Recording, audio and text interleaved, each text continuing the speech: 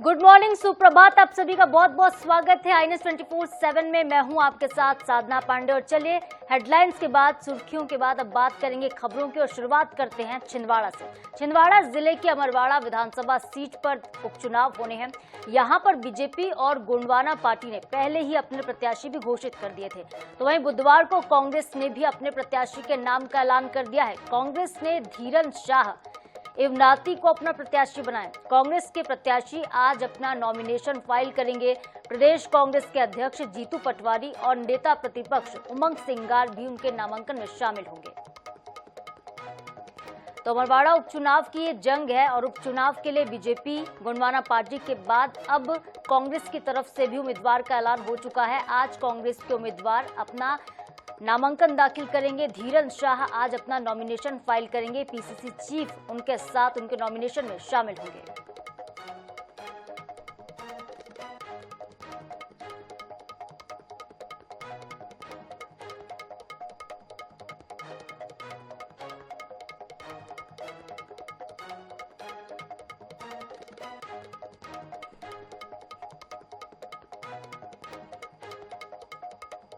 और इधर गोंडवाना गणतंत्र पार्टी के उम्मीदवार देवराबेन भलावी ने अपने समर्थकों के साथ बैलगाड़ी पर जाकर नामांकन फाइल किया है। इस दौरान देवराबेन भलावी आदिवासी वेशभूषा में नजर आए। नामांकन दाखिल करने के बाद उन्होंने कहा कि भाजपा उम्मीदवार मुख्यमंत्री, प्रदेश अध्यक्ष और संसद के साथ आएंगे। मैं अपने विधानसभा की जनता के साथ आया हूं। इनके साथ ही उन्होंने ये भी कहा कि अमरवाड़ा विधानसभा क्षेत्र के विकास के लिए लड़ने की बात है। वहीं उन्होंने पेयजल, स्वास्थ्य सुविधा और शिक्षा व्यवस्था पर जोर दिया। तस्वीरें आप देख सकते हैं, आदिवासी अंदाज में नजर आए हैं गोंडवाना गणतंत्र पार्टी के प्रत्याशी। 10 जुलाई को अमरवाड़ा में उपचुनाव होने हैं। 13 जुलाई को नतीजे घोषित होंगे और बैलगाड़ी से गोंडवाना गणतंत्र पार्टी के उम्मीदवार ने पहुंचकर नॉमिनेशन फाइल कर दिया है। को गोंडवाना गणतंत्र पार्टी का ही अधिकृत प्रत्याशी गौंड देवराबेन भलावी ने नामांकन दाखिल किया है और ये नामांकन दाखिल मैंने बैलगाड़ी से किया है। मैं इसलिए इस बात को बोल रहा हूं कि मेरे विरोधी पक्ष के जो विधायक प्रत्याशी है, उन्होंने जो नामांकन दाखिल किया वो मुख्यमंत्री आए, वो यहाँ के प्रदेश अध्यक्ष आए, सांसद आए, उनकी रैली में, उनके नामांकन में, और उनका मुख्यमंत्री हेलीकॉप्टर से आया। लेकिन मैं बताना चाहता हूँ, मैं बैलगाड़ी से आया हूँ और मेरे साथ कोई मुख्यमंत्री और सांसद नहीं है। ये गाँव के जनता है जो आपको मुख्यमंत्री और सांसद बनाती है। मेरे लिए वही मुख्यमंत्री है। और मैं जिन मुद्दों के लिए अमरवाड़ा में लड़ रहा हूं, उन तमाम किसान भाई बंधुओं को मैं कहना चाहता हूं कि आपके लिए पानी चाहे माचागोरा डैम से लाना पड़े, चाहे बरमान से लाना पड़े, देवराबेन भलावी लड़ेगा, भिड़ेगा पानी के लिए। और यहाँ अस्पताल बने, अच्छे अस्पताल बने, जिसमें आपको छिंदवाड़ा, नरसिंहपुर और नागपुर रेफर ना हो, ऐसे अस्पताल के लिए मैं लड़ूंगा। मैं लड़ूंगा अमरवाड़ा के लिए कि सिंगोड़ी में कॉलेज खुलना चाहिए, भटका खापा में कॉलेज खुलना चाहिए, धनौर और सोनपुर में कॉलेज खुलना चाहिए, और यहाँ पर जो हर रही है वहाँ पोस्ट ग्रेजुएशन कॉलेज होना चाहिए। इसके लिए मैं लड़ूंगा माताओं बहनों के लिए, जिनको जो है लाडली बहना के नाम पे ठगा जा रहा है, उनके बच्चों की स्कॉलरशिप रोक के लाडली बहना को दिया जा रहा है, इस जेब से पैसा निकाल के इस जेब में डाल के उनको लुभाया जा रहा है। मैं लड़ूंगा उन माताओं बहनों के हक अधिकार के लिए। इधर केंद्रीय मंत्री ज्योतिरादित्य सिंधिया ने मध्य प्रदेश को कई बड़ी सौगातें दी हैं। दरअसल दूरसंचार मंत्रालय ने देश भर में 10 गांवों को 5G इंटेलिजेंट विलेज बनाने का फैसला किया है। इनमें मध्य प्रदेश के 3 गांव भी शामिल किए गए हैं। इस योजना में गुना, अशोकनगर और शिवपुरी जिले के एक गांव शामिल हैं। वहीं 7 गांव दूसरे अन्य राज्यों के होंगे। सिंधिया ने सोशल मीडिया प्लेटफॉर्म एक्स पर इसे पोस्ट किया है, जिसमें उन्होंने योजना की जानकारी दी है। सिंधिया ने बताया कि योजना का उद्देश्य ग्रामीण जीवन में बदलाव लाना है और लोगों को डिजिटल समावेशन से जोड़ना है।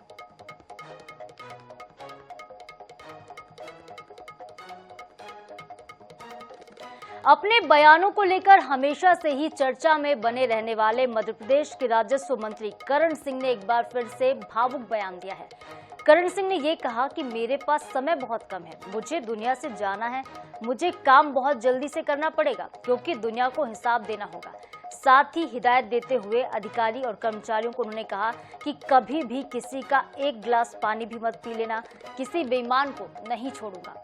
बता दें कि सीहोर के इछावर में बीते दिनों किसान सम्मान निधि का कार्यक्रम आयोजित हुआ था, जिसमें उन्होंने ये भावुक बयान दिया है। समय बहुत कम है, मुझे दुनिया से जाना है, मुझे काम बहुत जल्दी से करना पड़ेगा, इंसाफ देना पड़ेगा लोगों को।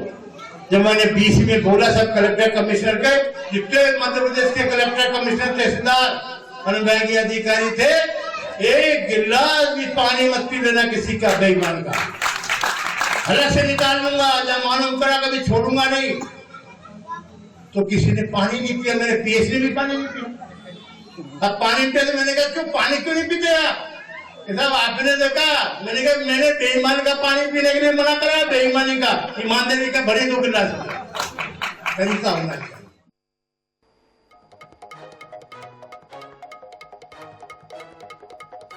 और चलिए अब बात करते हैं खबर के असर की। जनता के मुद्दों को हमेशा से ही प्रमुखता के साथ उठाने वाले आईएनएच और हरिभूमि की 2 खबरों का एक बार फिर से बड़ा असर हुआ है। पहली खबर शिक्षा व्यवस्था से जुड़ी हुई है। जर्जर स्कूलों की खबर दिखाए जाने के बाद मध्य प्रदेश में स्कूल शिक्षा मंत्री उदय प्रताप सिंह ने संज्ञान लिया है। आईएनएच न्यूज से खास बातचीत करते हुए स्कूल शिक्षा मंत्री ने कहा कि जर्जर स्कूल भवनों की मरम्मत अब तुरंत होगी। स्कूल शिक्षा मंत्री ने आईएनएच हरिभूमि की सराहना की है। उन्होंने कहा कि जानकारी लाने के लिए आभार है। इधर भोपाल में आयुर्वेद छात्रों की ट्रेनिंग में फर्जीवाड़े की खबर भी आईएनएच 24/7 ने प्रमुखता के साथ दिखाई थी, जिस पर अब स्वास्थ्य राज्य मंत्री नरेंद्र शिवाजी पटेल ने संज्ञान लिया है। सीएमएचओ को मामले की जांच के निर्देश दे दिए गए। तो 2 खबरें जिनका बड़ा असर हुआ है। पहली खबर जर्जर स्कूलों से जुड़ी हुई थी, क्योंकि हम लगातार एक मुहिम चला रहे हैं, स्कूल कितने तैयार। जब तक स्कूल खुल नहीं जाते, नए शिक्षा सत्र के साथ पढ़ाई शुरू नहीं होती है, तब तक ये मुहिम चलाई जा रही है। देखिए, इस मुहिम का एक बड़ा असर एक बार फिर से देखने को मिला है। जन सरोकार की खबरें उठाने वाले आईएनएच की खबर अब असरदार साबित हो रही है।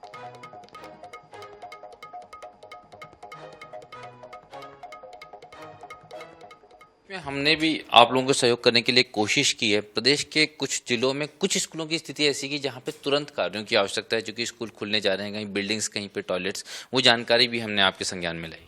नहीं, मैं बिल्कुल आपके चैनल का भी धन्यवाद देता हूं कि आप लोग लगातार इस तरह से मतलब सूचना तंत्र को विकसित करने का काम करते हैं, साथ ही एक अवेयरनेस प्रोग्राम भी चलाते हैं। ये बड़ी खुशी की बात है। और ये हमारा जो एक डेमोक्रेटिक सिस्टम है, देश का फेडरल स्ट्रक्चर है, उसमें मीडिया की इस तरह की भूमिका मुझे लगता है ये काफ़ी एक प्रशंसनीय कार्य आपका है। और आपने कई चीज़ें हमारे जहन में लाए हैं, उनको हम प्राथमिकता के क्रम में उनको रखेंगे। और जहाँ विभाग से आवश्यक होगा, कहीं टॉयलेट्स वगैरह अगर नहीं है, कहीं पर कोई छोटी मोटी समस्या और है, तो उसको हम प्राथमिकता से उसका निराकरण करेंगे। हमारे साथ मध्य प्रदेश सरकार के स्वास्थ्य राज्य मंत्री नरेंद्र शिवाजी पटेल जी हैं। आईएनएच 24/7 लगातार ऐसे मामलों का खुलासा करने की कोशिश कर रहा है जो कहीं ना कहीं जन सरोकार से जुड़े हुए हैं। सर, ऐसे ही एक मामला था जिसमें जो ट्रेनिंग थी आयुष डॉक्टर्स की, उस मामले में उपस्थिति और ट्रेनिंग प्रॉपर नहीं होने का एक मामला हमारी जानकारी में आया था, वही हमने आपकी जानकारी में लाया है। बिल्कुल निश्चित रूप से अनुराग जी, आपके प्रतिष्ठित चैनल आईएनएच ने यदि कोई विषय उठाया तो शासन भी उसको गंभीरता से लेगा। और आपने जो भी विषय मेरे संज्ञान में लाए हैं उसको हम गंभीरता से जांच करेंगे। और मैं इस पूरे प्रकरण की संबंधित अधिकारियों से कहूँगा कि निर्देश करूँगा उनको कि इसकी जांच करें और इसकी रिपोर्ट दें। और मैं मान के चलता हूँ कि शासन में जैसी प्रतिपक्ष की भूमिका होती है, तो मीडिया तो एक ऐसा माध्यम है जिसके माध्यम से पक्ष और प्रतिपक्ष की दोनों की बातें रखी जाती हैं। तो आपने जनहित में यदि कोई विषय उठाया है तो मैं प्रयास करूंगा कि उसमें सुधार हो। तो नरेंद्र शिवाजी पटेल जी ने स्पष्ट रूप से इस मामले में जो है खुद संज्ञान लिया है और आगे जांच की बात कही है। उम्मीद है कि जिस तरह की कोशिश हमारी है वो कहीं ना कहीं सरकार के माध्यम से जरूर कामयाब होगी। कैमरामैन विपिन के साथ अनुराग मालवी, आईएनएच 24/7 भोपाल। अगली खबर इंदौर से, जहां पर विकास प्राधिकरण की बोर्ड बैठक आयोजित हुई है। बैठक में संभागायुक्त भी शामिल हुए। तो वहीं इंदौर विकास प्राधिकरण के अधिकारियों ने बैठक में अपना लेखा जोखा सबके सामने रखा। इसमें करीब 1135 करोड़ रुपए की आय और 1100 करोड़ रुपए के खर्च को शामिल किया गया है। इस बैठक में शहर के विकास से जुड़े कई अहम कामों को सामने रखा गया। इंदौर संभागायुक्त ने कहा कि बोर्ड की बैठक में जो प्रमुख फैसले लिए गए हैं उनमें सुपर कॉरिडोर पर स्टार्टअप पार्क को विकसित किया जाएगा। यहाँ पर इसे पब्लिक प्राइवेट पार्टनरशिप के तहत यानी पीपीपी मॉडल के तहत डेवलप किया जाएगा। इसके अलावा बस स्टैंड तक जाने वाली अप्रोच रोज रोड को बनाने का फैसला भी किया गया है।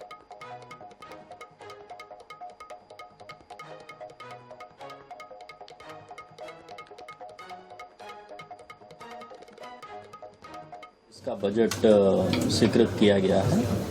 जिसमें लगभग 1135 करोड़ की आय और लगभग 1100 करोड़ रुपए के व्यय के प्रावधान रखे गए हैं।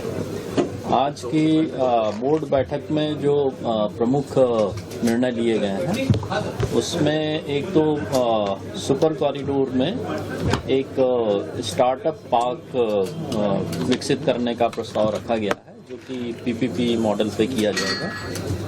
इसके अलावा जो स्कीम नंबर 172 है सुपर कॉरिडोर में एयरपोर्ट के पास, वहां पर कन्वेंशन सेंटर पीपीपी मॉडल पे बनाने के लिए निर्णय लिया गया है। इसके साथ ही जो लता मंगेशकर ऑडिटोरियम है वहाँ पर एक म्यूजियम और जो आर्ट और कल्चर रिलेटेड एक्टिविटीज़ हैं उसके लिए एक वहाँ पर सेंटर विकसित किया जाएगा।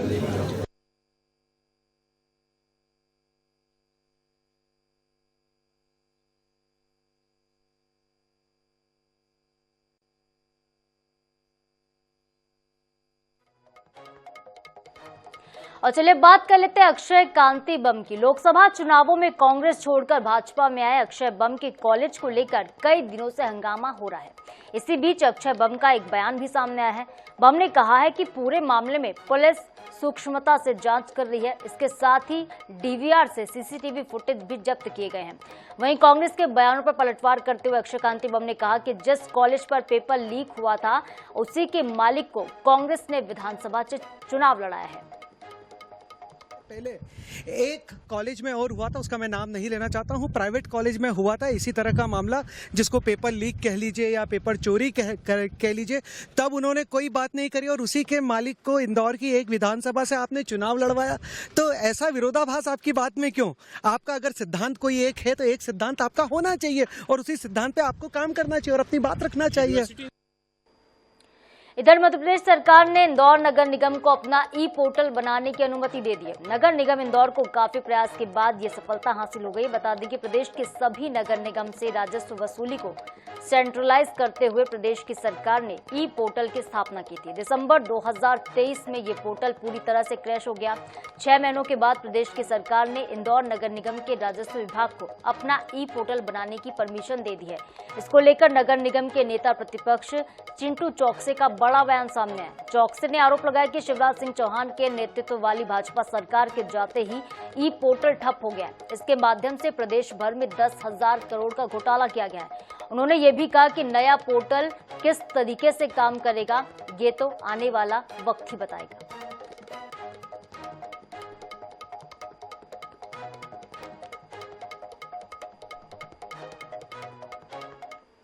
अगर बात करें पोर्टल को लेकर तो ये मध्य प्रदेश शासन का बहुत बड़ा ई नगर पालिका वाला पोर्टल, जिसमें शिवराज सिंह जी के जाते से ही नए सीएम आए, वैसे ही पोर्टल पूरी व्यवस्था ध्वस्त हो गई। पोर्टल ने काम करना बंद कर दिया। वो 6 महीने से ज्यादा का समय हो चुका है। आज की स्थिति में भी पोर्टल ना के बराबर काम कर रहा है। और खासकर अगर हम संपत्ति कर की बात करें या पैसे के आदान प्रदान की बात करें, उस विषय में पोर्टल काम बिल्कुल भी नहीं कर रहा है। कांग्रेस पार्टी का आरोप है 10,000 करोड़ से बड़ा घोटाला है और आज दिनांक तक साइबर क्राइम किसी प्रकार की कोई एफआईआर नहीं कर पाया, कोई सुराग नहीं ढूंढ पाया। यह मध्य प्रदेश के लिए दुर्भाग्य की बात है। इधर ग्वालियर में नए जिला कोर्ट में शिफ्टिंग के बाद पहले ही दिन हाईकोर्ट के बाहर बार एसोसिएशन ने प्रदर्शन किया है। बार एसोसिएशन के अध्यक्ष का यह आरोप है कि वकीलों के लिए नए भवन में पर्याप्त जगह और व्यवस्था नहीं की गई है, जबकि आज से ही नवीन भवन में कामकाज शुरू कर दिया गया है। आपको बता दें कि भवन में सिर्फ 2,000 वकीलों के बैठने की व्यवस्था है, जबकि जिला कोर्ट के लिए करीब 7,000 से ज्यादा वकील रजिस्टर्ड हैं। इनमें लगभग 4,000 वकील डेली प्रैक्टिस पर आते हैं। इसके चलते बार एसोसिएशन अब विरोध दर्ज करा रही है।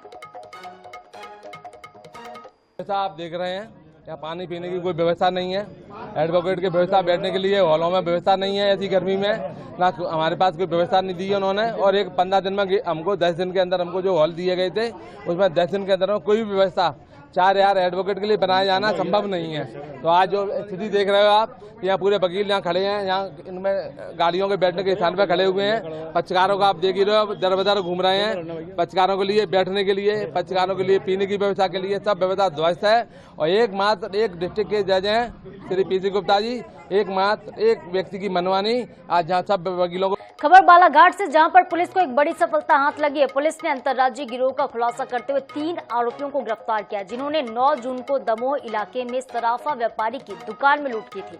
पुलिस को आरोपियों के पास से सोने चांदी के जेवरात समेत अवैध हथियारों को भी बरामद किया गया। बता दें कि 9 जून को आरोपियों ने दमोह इलाके में लगे साप्ताहिक हाट बाजार में सराफा व्यापारी की दुकान में लूटपाट की थी। वहीं घटना के मुख्य आरोपी पर 20 से ज्यादा आपराधिक मामले पहले से दर्ज हैं।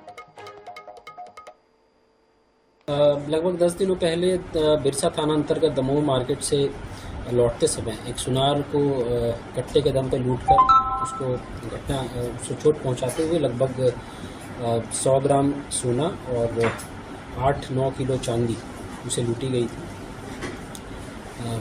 इसमें त्वरित कार्रवाई करते हुए हम लोगों ने उसी समय 8 से 10 टीमें बनाकर लगातार अंतर्राज्यीय आरोपियों की पतारेसी शुरू की थी, जिसके बदौलत आज हम लोगों ने 3 मेन अक्यूज्ड हैं, उनको राउंड अप किया है और लगभग 19 लाख का मशरूका भी बरामद किया है, जिसमें चांदी लगभग पूरी 8 किलो बरामद हुई है और 50 ग्राम में करीब सोना बरामद हुआ है।